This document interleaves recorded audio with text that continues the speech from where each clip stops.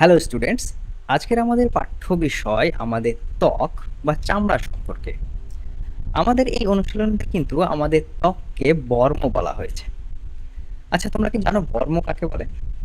বর্ম হচ্ছে সেই জিনিস যেটা কোনো ব্যক্তি বা বস্তুকে কোনো বাইরের আঘাত থেকে রক্ষা করে, সেটাকেই বলা হয় বর্ম। আগের দিনে যুদ্ধক্ষেত্রে সৈনিকরা ঢাল ব্যবহার করত প্রতিপক্ষের আঘাত থেকে নিজেদেরকে রক্ষা করার জন্য। ঠিক তেমনই আমাদের শরীরের যে ত্বক বা চামড়া, সেটাও কিন্তু আমাদেরকে অনেক রকম ভাবে রক্ষা করে আসছে। বাইরের আঘাত থেকে রক্ষা করছে, বাইরের যে জীবাণু আছে যেগুলো রোগ তৈরি করে সেগুলো থেকে আমাদেরকে রক্ষা করছে, এবং সূর্যের যে রশ্মি সেটাতে কিন্তু আল্ট্রাভায়োলেট রশ্মি থাকে বা অতি বেগুনি রশ্মি থাকে, সেটার প্রভাব থেকেও কিন্তু আমাদেরকে আমাদের ত্বক রক্ষা করে। তো মূলত বিষয়টা হচ্ছে এটাই যে আমাদের শরীরের ত্বক আমাদের শরীরের উপর একটা বর্মের মতো কাজ করছে, জীবন্ত বর্মের মতো, যেটা সমস্ত আঘাত থেকে আমাদেরকে রক্ষা করছে। তো এটাই হচ্ছে মূল বিষয়। এবার আমরা দেখে নিই যে চামড়া অ্যাকচুয়ালি কি কি কাজে ব্যবহৃত হয়। আমরা দৈনন্দিন জীবনে কিন্তু চামড়ার অনেক কিছু ব্যবহার করি, যেমন চামড়ার ব্যাগ, চামড়ার জুতো, চামড়ার বেল্ট, চামড়ার মানি ব্যাগ। এই সমস্তগুলো কিন্তু আমরা দৈনন্দিন জীবনে প্রায়শই ব্যবহার করে থাকি। এই যে পণ্যগুলো বা প্রোডাক্টগুলো, সেগুলো কিন্তু পশুর চামড়া দিয়ে তৈরি হয়। ঠিক আছে? এখন এই পশুর চামড়া দিয়ে যখন আমরা এই সমস্ত প্রোডাক্টগুলো তৈরি করি, তার ফলে কি হয়? এক তো আমাদেরকে পশু হত্যা করতে হয়, এবং তার সঙ্গে সঙ্গে এই যে চামড়া সেটাকে বাজারজাত করার জন্য কারখানায় যে প্রস্তুতিকরণ করা হয়, সেক্ষেত্রে কিন্তু প্রচুর বর্জ্য তৈরি হয়। ঠিক আছে? ফলে আমাদের পরিবেশ ক্ষতিগ্রস্ত হয়। তো এই জন্য এখন আমরা চামড়ার যে ব্যবহার সেটা কিন্তু ধীরে ধীরে কমিয়ে আনছি, এবং চামড়ার যে অল্টারনেটিভ যেটা আছে সেগুলো ব্যবহার করার চেষ্টা করছি। বর্তমানে ভেগান লেদার খুব ইউজ হচ্ছে, তোমরা জেনে থাকবে। ভেগান লেদার কি হয়, যে আনারসের ছাল, ছিবড়া যেগুলো থাকে, আর মাশরুমের যে সমস্ত ফাইবারগুলো থাকে, সেগুলো দিয়ে আমরা অল্টারনেটিভ একটা লেদার তৈরি করেছি, যেটাকে ভেগান লেদার বলা হয়, এবং সেগুলো দিয়ে কিন্তু আমরা এই সমস্ত যে প্রোডাক্টগুলো আছে সেগুলো প্রস্তুতিকরণ শুরু করেছি। এরপরে আমরা যদি দেখি, তাহলে দেখো আমাদের যে চামড়া, আমাদের শরীরের যে চামড়া, সেটা কিন্তু বিভিন্ন স্তরে বিভক্ত। আমরা একটু ভেতরে যদি যাই, আমরা যদি চামড়াটাকে ভালোভাবে লক্ষ্য করি, তাহলে এই যে দেখছো এই ছবিটা, এখানে খুব সুন্দরভাবে তোমাদেরকে বোঝানো হয়েছে যে চামড়ার লেয়ারগুলো ঠিক কিভাবে থাকে, এবং কেন আমরা আমাদের চামড়াটাকে বর্ম বলবো, সেটাই আমি এখন তোমাদেরকে বোঝাচ্ছি। দেখো, চামড়ার যে উপরিভাগ, একদম যে উপরিভাগ, সেখানে কিন্তু অনেক মৃত কোষ থাকে, এবং এই যে লোমগুলো দেখতে পাচ্ছ, এইগুলো কিন্তু একদম ওপরের স্তরে থাকে। এর ঠিক নিচে কি থাকে? এর ঠিক নিচে আমাদের যে রক্ত জালকগুলো থাকে, শিরাগুলো থাকে, সেইগুলো ঠিক নিচে থাকে।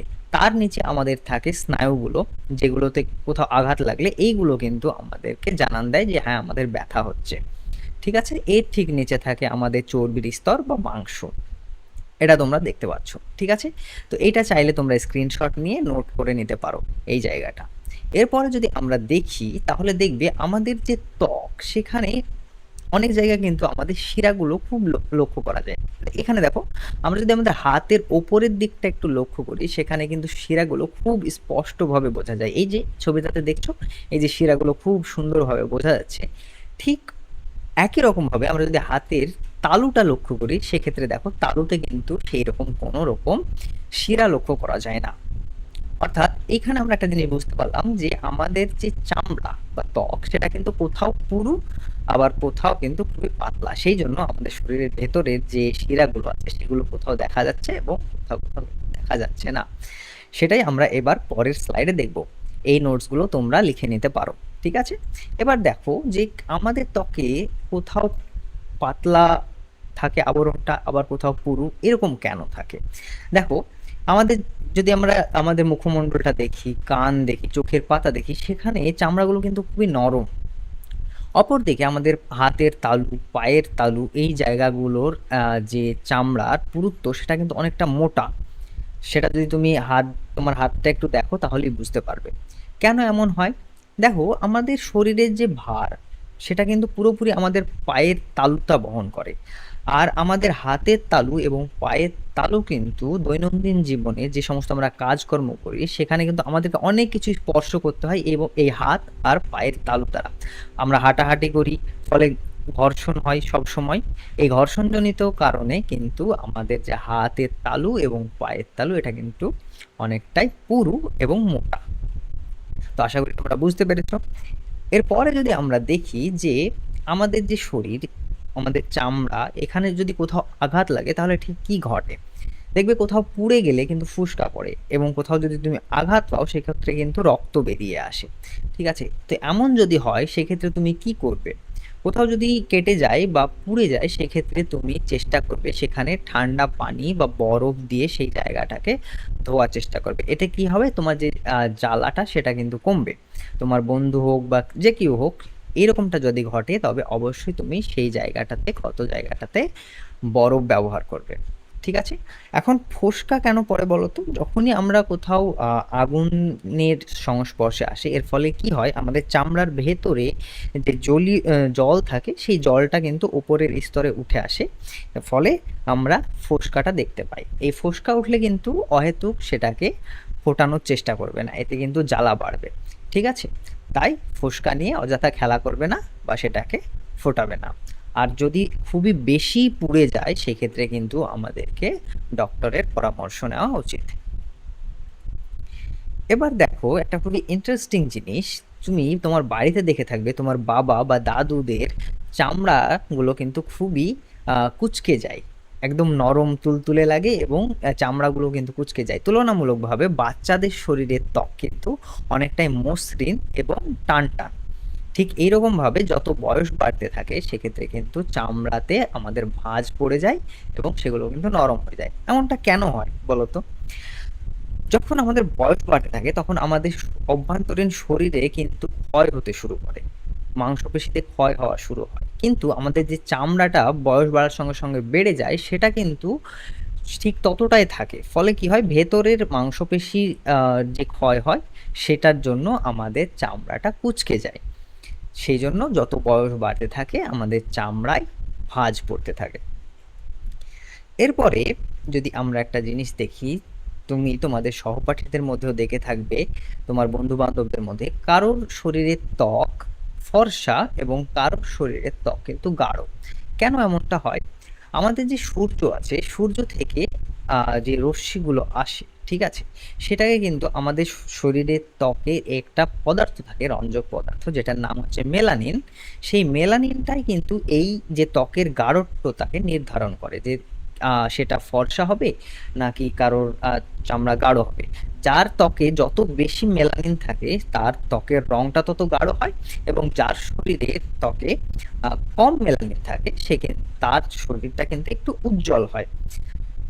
আর এই যে মেলানিন সেটা আমাদের যে সূর্যর যে ক্ষতিকর রশ্মি, অতি বেগুনি রশ্মি, সেটা কিন্তু বাধা দেয়, আমাদের শরীরের ভেতরে প্রবেশ করতে আমাদের ত্বক বাধা দেয়। কারোর ত্বক ফর্সা, কারোর ত্বক বাদামি, কারোর ত্বক গাঢ়, এটা কিন্তু মানুষের একটা স্বাভাবিক বৈচিত্র্য। ত্বকের রং কিন্তু কখনোই একজন মানুষের মূল্য ঠিক করে না। তাই তোমরা কখনোই তোমাদের বন্ধু বা বান্ধবীর গায়ের রং নিয়ে কিন্তু হাসাহাসি করবে না। একসময় এই চামড়ার রং দেখে কিন্তু মানুষের মধ্যে ভেদাভেদ করা হতো।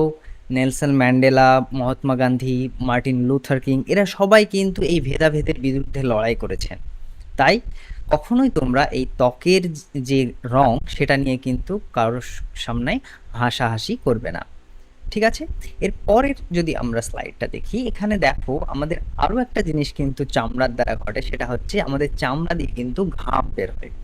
ঠিক আছে, এই ঘাম বেরোলে কি হয়, ঘাম বেরোনো কিন্তু ভালো, ঘামের সঙ্গে আমাদের শরীরে যে বর্জ্য পদার্থগুলো থাকে সেগুলো কিন্তু বেরিয়ে যায়। কিন্তু গরমের সময় অতিরিক্ত যখন ঘাম হয় সেই সঙ্গে কি হয়, আমাদের শরীর থেকে কিন্তু লবণ বা নুন কিন্তু বেরিয়ে যায়। এর ফলে কি হয়, আমাদের শরীরে দুর্বল অনুভূতি হয়। ফলে দেখবে গরমের সময় কিন্তু অনেকে অজ্ঞান হয়ে যায়। তোমরা হয়তো দেখে থাকবে তোমাদের স্কুলে অনেক সময়, আমাদের সময় হতো প্রেয়ার লাইনে অনেক স্টুডেন্টরা কিন্তু অজ্ঞান হয়ে যেত। ঠিক আছে? কেন এমনটা হয় বলো তো? শরীর থেকে লবণ বেরিয়ে গেলে আমাদের দুর্বল অনুভূতি হয়। সেই জন্য দেখবে ডাক্তাররা অনেক সময় গরমের সময় আমাদেরকে ওআরএস খেতে বলে। ওআরএস এ কি থাকে? লবণ থাকে। ঠিক আছে? এবং অনেক সময় দেখবে আমাদের বাড়িতেও কিন্তু লবণ, লেবু পানি খেতে দেয় গরমের সময়। ফলে আমাদের শরীরটা সতেজ থাকে এই গরমের মধ্যে। তাই তোমরাও যদি কখনো দেখো যে তোমাদের গরমের মধ্যে দুর্বল অনুভূতি হচ্ছে, সেক্ষেত্রে কিন্তু লবণ গোলা পানি তুমি খেতে পারো। ঠিক আছে? এরপরে এই যে স্লাইডে দেখছো, এখানে আমি তোমাদের জন্য কিছু হোমওয়ার্ক দিয়ে রেখেছি। এই হোমওয়ার্কগুলো তোমরা অবশ্যই চেষ্টা করবে বাড়িতে প্র্যাকটিস করার, এবং প্র্যাকটিস করার পর এই ভিডিওর নিচেই দেখবে একটা লিঙ্ক দেওয়া আছে। সেই লিঙ্কে যদি তুমি ক্লিক করো, তাহলে এই সমস্ত কোয়েশ্চেনগুলোর উত্তর দেওয়া আছে, সেগুলো তুমি একবার মিলিয়ে নিতে পারো। আর তুমি যদি এগুলোকে নোট হিসাবে লিখে রাখতে চাও, তাহলে অবশ্যই ওয়েবসাইটেতে ভিজিট করো এবং এই কোয়েশ্চেনগুলোর অ্যান্সারগুলো তুমি খাতায় লিখে নিতে পারো। তো আজকের ভিডিওতে এই পর্যন্তই। পরবর্তী ভিডিওতে আমরা আমাদের পরবর্তী টপিক নিয়ে আলোচনা করব।